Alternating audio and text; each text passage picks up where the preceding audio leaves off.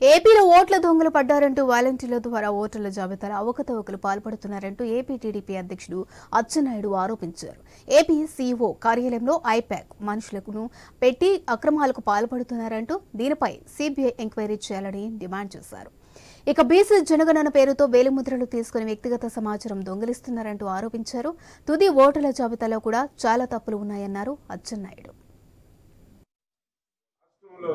ఎప్పుడు ఎన్నికలు జరిగినా సరే 5 కోట్ల మంది ప్రజలు ఈ ప్రభుత్వాన్ని జగన్మోహన్ రెడ్డిని సాగనంపాలని చెప్పి సిద్ధపడినట్టు తెలుసుకున్న తర్వాత ఎన్నికల విధానంలో మ్యానిపులేట్ చేసి ఓటర్ లిస్టుల్ని అవకతవకలు చేసి అధికార యంత్రాంగాన్ని గ్రామాల్లో ఉన్నటువంటి వాలంటీర్లని గ్రామ సచివాలయ సిబ్బందిని ఉపయోగించుకొని ఎన్నికల్లో లబ్ధి పొందాలని చెప్పి మొదటి నుంచి జగన్మోహన్ రెడ్డి ఒక ప్రణాళిక వేసుకొని వెళ్తున్నాడు.